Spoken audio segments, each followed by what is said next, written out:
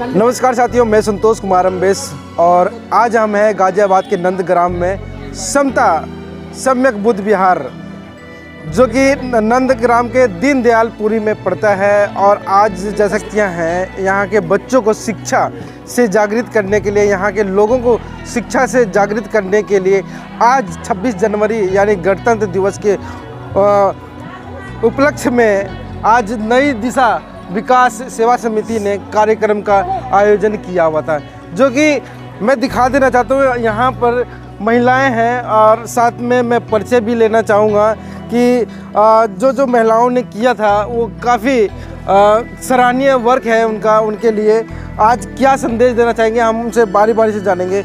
Ma'am, आपका स्वागत है आवाज़ भारत पे।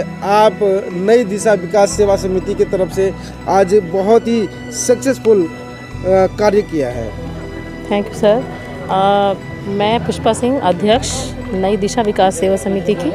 तो आज गणतंत्र दिवस के अवसर पर मैं सभी देशवासियों को बहुत ही हार्दिक शुभकामनाएं देना चाहती हूँ। और मैं चाहती हूँ कि जो भी इस समाज में गंदगी है, जो भी परेशानियाँ हैं, जो भी दिक्कतें हो रही हैं, हम सभी मिलकर जो भी कर सकते हैं। और यही कहना चाहूँगी कि सब लोग मिलकर, हम ही नहीं बाकी और लोग भी आगे आएँ और इसमें अपना कदम बढ़ाएं, जिससे कि जो भी हमारे समाज में हो रही, कोई जातिवाद की मैं बात नहीं कर रही हूँ, किसी एक जाति की मैं बात नहीं कर रही हूँ, सभी के बारे में बोल रही हूँ। क्योंकि हर एक इंसान मानवता के नाते यही कहना चाहूँगी कि सभी को मिलकर कदम बढ़ाना चाहिए और अपने समाज में जो भी गंदगी है, जो भी गलत कार्य हो रहे हैं, आज के समय में इतना ज़्यादा बोल सकते हैं कि जो लोग क्या है कि भटक रहे हैं, जिसमें कि जितना हम देखते हैं अपनी आंखों से, और ज़्यादा के सर्वे भी किया है हमने कि अभी अवेयरनेस प्रोग्राम बहुत ज़्यादा होना चाहिए बच्चों के ऊपर, महिलाओं के ऊपर। जो गलत कार्य हो रहे हैं सभी जानते हैं इसके बारे में, गुटखा, शराब, ये सब चीज़ें इतने ज़्यादा बच्चों से लेके बड़े तो खैर करते ही हैं, पर बच्चे भी अब इसके उसमें आते जा रहे हैं। समझ नहीं आ रहा है आखिर कि ये घरों से परेशानी चल रही है या फिर एक दूसरे को देख के किया जा रहा है। तो हम सोच रहे हैं कि कहीं ना कहीं हम लोग को आगे आना चाहिए और कदम बढ़ाने चाहिए। ऐसी मलिन बस्तियों में सबसे ज़्यादा परेशानी हो रही है। तो हमारी टीम यही चाहती है कि शुरुआत की जाए, तो जिससे कि कुछ परेशानी किसी हद तक तो कम हो, बाकी और लोग आगे आएँ और इसको सहभागिता। मतलब कि आपने मतलब पूरे उसमें कि आप जो जाती हैं पूरे बस्तियों में, ऐसी बस्तियों में जाती हैं जहाँ पे शिक्षा नदारत होती है, वहाँ पे लोगों को इकट्ठा करती हैं, जागरूक करती है, वहाँ के बच्चों को शिक्षा देने का काम करती हैं। मगर आप शिक्षा ही क्यों चुना, मतलब कि कुछ इसके पीछे कोई लॉजिक है? सर देखिए, शिक्षा ही ऐसी चीज़ है जिससे कि हम देखिए आज के समय में क्या है, किसी के पास धन दौलत प्रॉपर्टी ज़्यादा रही नहीं है। तो शिक्षा के सहारे ही हम लोग अपने आप का विकास कर सकते हैं, अपनी बुद्धि का विकास कर सकते हैं। और जिसकी बुद्धि का विकास हो गया तो वो अपना विकास खुद ही कर पाएगा। तो उसमें चाहे वो रुपये पैसे की बात आए या फिर किसी चीज़ के बारे में भी हो, तो वो अपने परिवार का विकास करे, समाज का विकास करे। तो मैं ये कहना चाहूँगी कि महिलाएँ सबसे पहले आगे आएँ, अपनी बेटियों को, अपने बच्चों को पढ़ाएं, शिक्षित करें, जिससे कि वो आगे चल के अपना विकास, समाज का विकास और देश का विकास कर सकें। तो बहुत ही अच्छी मतलब कि जो सोच है और जो इनका वक्तव्य रहा है, शिक्षा यानी शिक्षा वो शेरनी का दूध है, जो पिएगा वो दहाड़ेगा। तो इन्होंने ये सिद्ध कर दिया है आज का ये प्रोग्राम करते हुए, देखते हुए, जो कि साफ साफ लिखा है, we would like to study, can you help us please. यानी क्या आप स्टडी करना चाहते हो, क्या आप इसमें हमारी सहभागिता निभाना चाहते हो, इसमें हमारी कोई हेल्प कर सकते हो? तो ये जो मैडम है, इनकी हेल्प करने की बहुत ज़रूरत है। मैं लोगों से मैं अनुरोध करता हूँ कि आप इनसे कांटेक्ट ज़रूर करें। अभी हम और कुछ लोगों से मैं मिलवाना चाहूँगा। मैडम, पूरा परिचय दीजिए आप। मेरा नाम रिंकी गौतम है, मैं गांव मिसलगढ़ी से हूँ। कंधे से कंधा बिल्कुल बिल्कुल बिल्कुल, जहाँ भी ज़रूरत हो मैं कंधा से कंधा मिलाने के लिए तैयार हूँ। मैं गांव-गांव में भी जाती हूँ और एसएचजी के समूह भी बनवाती हूँ, लेकिन देखा जाता है महिलाएं अपने काम से फुर्सत ही नहीं मिलती है उनको, तो बच्चों को शिक्षा क्या देंगी। तो मेरा उनसे यही अनुरोध है कि पहले शिक्षा अनिवार्य है। जैसा सर ने कहा था, शिक्षा वह सैनिक का दूध है, जो पिएगा वो दहाड़ेगा। ये बाबा साहब के विचार थे, लेकिन मुझे ऐसा लग रहा है कोई इन विचारों को फॉलो नहीं कर रहा है, क्योंकि घर से ही मिलती है शिक्षा, लेकिन घर में ही जब अनपढ़ ही रहेंगे तो शिक्षा कहाँ से पढ़ पाएंगे बच्चे। इसीलिए मेरा अनुरोध है, स्वयं भी पढ़ें और बच्चों को भी पढ़ाएं। धन्यवाद। स्वयं भी पढ़ें और बच्चों को भी पढ़ाएं, ऐसी इनकी सोच है, जो कि नई दिशा के तरफ से ये सोच को पूरा करने में लगी हुई। एक मैडम जी हैं, पूरा परिचय दीजिए मैम। जी सर, मेरा नाम सरिता राज है। मैं नई दिशा विकास सेवा समिति की सह सचिव हूँ। जी, तो हम जो आज यहाँ पे 26 जनवरी के उपलक्ष्य में जो कार्यक्रम किया गया है हमने, क्योंकि मैंने यहाँ पे देखा है कि यहाँ पे शिक्षा का बहुत अभाव है।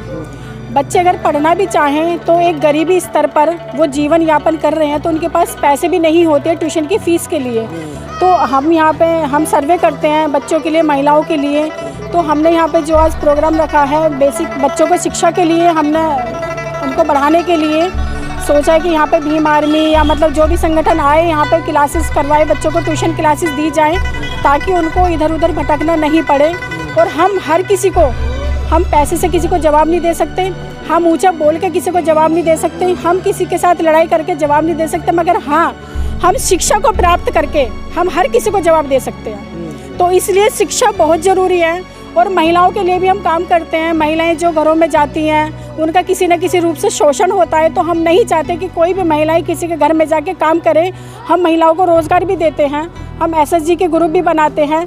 तो हर महिला के साथ हम कंधे से कंधा मिलाकर खड़े होते हैं, और हमारी दिशा, जो नई दिशा, हम हर किसी को एक नई दिशा दिखाते हैं। हमारा जीवन का उद्देश्य यही है, हम बच्चों को और महिलाओं को एक नई दिशा दिखाएं। तो नई दिशा है और नई दिशा दिखाने की ज़रूरत है समाज में, क्योंकि जब पढ़ेगा इंडिया तो बढ़ेगा इंडिया, जो कि नारा जो मोदी जी ने भी दिया है। और वो कहीं न कहीं एक तबके में ये जो शिक्षा है वो सिमट के रह गई है, जिसके पास पैसा है। और हमारे बीच में कुछ और भी महान भाई भी हैं, जो कि उनसे हम बात करेंगे शिक्षा को ले करके। सर, थोड़ा सा बीच में आइए। सर, क्या मतलब संदेश देना चाहेंगे, जो कि एक तबके का वर्ग शिक्षा से वंचित होता जा रहा है, यानी कहें तो यहाँ पे जो पूंजीवादी का जो बढ़ावा होता जा रहा है, सिर्फ जिसके पास पूंजी है उसी के पास शिक्षा भी है। महंगी महंगी जो शिक्षाएं हैं उनके पास ही है, जो सस्ती सस्ती जो चीज़ें हैं वो गरीब भी नहीं, मतलब उनको भी नहीं प्रोवाइड हो। क्या कहना चाहेंगे सर? माइक छोड़िए, अपने परिचय दीजिए सर। प्रथम तो मैं इनकी जो नई दिशा विकास सेवा समिति को इनके बधाई देना चाहता हूं कि इन्होंने ये प्रोग्राम कराया इस दलित बस्ती में रहकर। ये बहुत ही सराहनीय कार्य किया है। और शिक्षा के ऊपर बात ये रही, हमारे संविधान में सब कुछ बाबा साहब देखे गए हैं, लेकिन जो गवर्नमेंट आज चल रही है आज की, उसमें वो नहीं चाहती कि जो ये आदमी जो है ऊपर उठे, क्योंकि बाबा साहब ने जो शिक्षा के देखे गए थे उसके अनुसार ये समाज बहुत आगे उठ के चलने लगा और सवाल जवाब करने लगा, इसलिए उनको खलता नहीं। तो इसलिए शिक्षा पर सबसे पहले कुठार जो अब जो कर रहे हैं शिक्षा पे ही कर रहे हैं। इतनी महंगी शिक्षा कर दी कि गरीब आदमी नहीं पढ़ सकता। तो बाबा साहब के कानून के अनुसार तो चल नहीं रही है। तो क्या लगता है कि कहीं न कहीं शिक्षा सामान्य होना चाहिए? शिक्षा, हमारा संविधान कहता है कि शिक्षा समानता का अधिकार दिया है ना? हाँ, संविधान में लेकिन इन्होंने जो क्यों हो रहा है? ऐसा ये हो रहा है कि उसको नहीं मानने। बाबा साहब ने जो संविधान दिया था, तो उन्होंने ये शब्द जब समिति को सौंपा था, उन्होंने दो बातें कही थी कि संविधान चाहे कितना भी अच्छा हो, अगर चलाने वाले उसके लोग सही नहीं होंगे तो बुरा साबित होगा, और जो चलाने वाले लोग संविधान कितना भी बुरा हो और संविधान चलाने वाले लोग अच्छे होंगे तो वो अच्छा साबित होगा। और एक बात और कही थी, शायद किसी लोगों को पता ना हो, उन्होंने ये कहा कि हम आज़ाद तो होंगे, एक समय ऐसा होगा कि आज़ाद तो होंगे, मुझे ऐसा महसूस होता है आप आज़ादी भी महसूस करोगे, आप इलेक्शन भी लड़ोगे और अपना जो वोट डाल के पार्टी भी बना लोगे, लेकिन आपकी जो है कोई सुनवाई नहीं होगी। तो वो समय आज बाबा साहब ने उस समय कहा था जो आज समय हमारे सामने है। मगर उस समय बाबा साहब ने सबको नौकरी में आरक्षण भी दिया था, नौकरी भी तो पाए थे, मगर वो लोग कहाँ हैं आज? वो लोग, कुछ लोग तो कहते हैं ना नमक हराम, तो उस प्रकार के निकल गए। और कुछ लोग ऐसा है जो हमारा बहुजन समाज है, जब आरक्षण के विरोध में हमारी जो सपा गवर्नमेंट थी, सबसे पहले संविधान उसमें उन्होंने ही उसको फाड़ा था। और इन्होंने ही जो है हमारे आरक्षण को जो है विरोध करा था। और प्रमोशन में भी कौन लोग? ये सपा गवर्नमेंट ने मुलायम सिंह ने, जो बहुजन समाज 85 में आते हैं। अच्छा। इन्होंने ही सबसे पहले कुठार किया था और इनको ये नहीं गया कि हम भी उसमें आते हैं। और उसके बाद जो है आरक्षण का पूरा इन्होंने विरोध किया और उस जो प्रस्ताव को जो फाड़ दिया था जी। तो नहीं, वहाँ से अगर हम बाहर आते हैं, मालूम हो रहा क्योंकि वो अपने को वो समझते ही नहीं थे। नहीं, उनके ऊपर वो कुटारा घात मतलब पहुंच रहा है, गवर्नमेंट पहुंचा रही है, कहीं ना कहीं किसी न किसी रूप में ऐसा हो रहा है, दिख रहा है। मगर मैं व्यवस्था की बात बता रहा हूँ कि जो आरक्षण के बलबूते पे उस जमाने में जिन्होंने नौकरी पाई और आज वो नदारत हैं, जो समाज के तरफ पीछे मुड़ कर भी नहीं देख रहे हैं कि उनकी अरे साहब ऐसा है, वो लोग सोसाइटी के तहत ये वो लोग जो जवाब मांगने लगे ना, इनको खरने लगा भाई हमारा दलित समाज जो पढ़ लिख के रहेंगे, जवाब तलब करने लगा और आगे बढ़ रहे हैं, उनको वो सहन नहीं है, इसलिए जो शिक्षा का स्तर ये गिरा जो कि आज इन महिलाओं ने कर दिखाया है एक नई दिशा के। क्या मैडम परिचय दीजिए।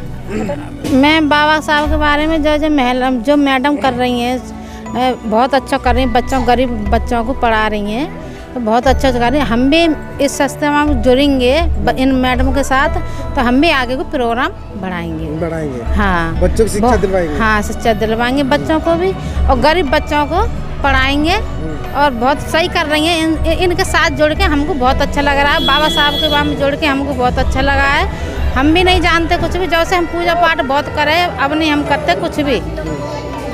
हाँ, बाबा साहब के बारे में हम का जाना है, जब से मैंने सब कुछ छोड़ दिया है। मैं यूँ कहती हूँ कि सब महिलाएं इसी वहाँ में आ जाएं, तो जब मुझे दुर्गा ने और इन्हें भोले सोले ने सब ने छोड़ दे, देवता ने हाँ छोड़ दें, तो बाबा साहब मान लें। इनने कुछ नहीं दिया, बहुत करके हमने सब कुछ माता जी, आप क्या बोलना चाहेंगे? आप इसी मैं यहाँ काफ़ी दिनों से रहती हूँ, जब से ये बस्ती बनी है, जब से ये पार्क भी जब से ही बना है, और यहाँ पे कोई ऐसे नहीं मिले जो इन गरीब बच्चों को पढ़ा सके। ये मैडम आई हैं और ये मैडम तो हमारी बहुत पुरानी है, बहुत दिनों से कोशिश करती हैं पढ़ाने के लिए, और अब हम इनका भी साथ देंगे, हमारे बच्चों को ये शिक्षक करेंगी और अच्छा पढ़ाएंगी और सबको अच्छी शिक्षा दे रही है। गरीब महिलाएं के लिए, औरतों के लिए और भी कोशिश कर रही हैं ये कुछ दिलाने के लिए। तो मैं राजनगर एक्सटेंशन से आती हूँ। कैसे आप ऐसे कैसे कर पाती हैं? आपको तो घरों में रहना चाहिए, जो आपके पास भी बच्चे होंगे, और भी बहुत सारी जिम्मेदारियाँ, आपने यही जिम्मेदारी क्यों निभाई है? इनकी भी नौकरियां हैं सर। ये है कि मैं जो बस्तियों में जाती हूँ, तकलीफ होती है। मैं पढ़ रही, मेरे बच्चे पढ़ रही है सर, तो ऐसा नहीं है कि मेरा पूरा समाज पढ़ रही है। हमारा जो बहुजन समाज है अभी बहुत पीछे है, शिक्षा का स्तर बहुत गिरा हुआ है हमारे बहुजन समाज में, और इसको आगे बढ़ाने के लिए हर महिला को कार्य करना चाहिए। थोड़ा कार्य अगर हर महिला करेगी तो हमारे समाज का बहुत बड़ा बेड़ा पार हो जाएगा। जबकि बेड़ा पार किसी पूजा पाठ से या पाखंड पाठ से नहीं हुआ, कभी किसी देवी देवता ने हमको कुछ नहीं दिया। जो हमारे देवता हैं, बाबा साहब जो हमारे महापुरुष हैं, और भी बहुत सारे हैं, ज्योतिराव फूले, सावित्रीबाई फूले जो शिक्षा की देवी हैं, और बहुत महापुरुष हैं हमारे जिन्होंने हमारे लिए कार्य किए हैं। लेकिन ये सब जो है इनको कहीं ना कहीं इस इतिहास को दबा दिया गया और पाखंडवाद में हमारी महिला को घुसा दिया गया, जिससे कि हमारी महिलाएं उसी में घुसी हुई हैं और अभी उनको कुछ नहीं पता शिक्षा का। इस तरह आप छोटी बस्तियों में जाइए, अपनी मलिन बस्तियों में जाइए, इतना बुरा हाल है कि स्कूल में भी अच्छा पढ़ाई नहीं है, और अब तो शिक्षा का स्तर इतना गिर गया है कि पता नहीं क्या होगा, कैसे बेड़ा पार लगेगा। अच्छा मैडम, एक सवाल है आपसे कि जैसे इन 3 महिलाएं जो मतलब कि बेड़ा उठाया रखा है कि ऐसे बस्तियों में जाकर हम शिक्षा प्रोवाइड कराएंगे, क्या ऐसी महिलाएं मतलब कि जो काम कर रही हैं उनका साथ देना चाहिए कि नहीं? बिल्कुल साथ देना चाहिए। बहुत खुशी हुई इस चीज़ को कि ये इनका सबसे पहले धन्यवाद करूँगी इस नई दिशा विकास समिति का, क्योंकि ये आई आगे इस काम के लिए। बल्कि हर महिला को ये काम करना चाहिए।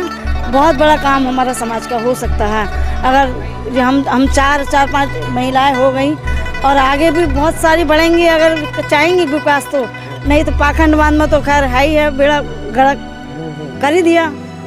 जो कि समाज आगे नहीं पढ़े, जो पढ़े लिखे हैं वो हमारे समाज को नहीं देखते क्या आगे। नाम बताया आपने? मेरा नाम सरोज गौतम है, जो हमारा तो जैसे कि मैं साथियों दिखा देना चाहता हूँ कि सरोज गौतम जैसी जो महिलाएं हैं, जो एक घर में जो इतनी बुजुर्ग होते हुए भी ये बेड पे रह सकती हैं, सोफे पे बैठ सकती हैं, ये घर में आराम कर सकती हैं, इनको कोई ज़रूरत नहीं है समाज में बाहर निकल करके निःशुल्क निस्वार्थ सेवा भाव देने की, शिक्षा देने की, मगर फिर भी इस उम्र में आकर के ये जॉब भी करती हैं और घर का भी देखती हैं और जो समय बचता है वो समाज में भी देखती हैं। कहीं ना कहीं एक सरोज जी ने एक मिसाल कायम किया है और एक उन जो पुरुष तबके के जो लोग हैं जो पे बैक टू सोसाइटी को जानते हुए भी नहीं करते, उनके मुंह पे कहीं ना कहीं कलंक और तमाचा भी है। वीडियो कैसी लगी आप अपने कमेंट्स के माध्यम से हमें बता सकते हैं और चैनल को लाइक, शेयर और सब्सक्राइब जरूर करें। धन्यवाद।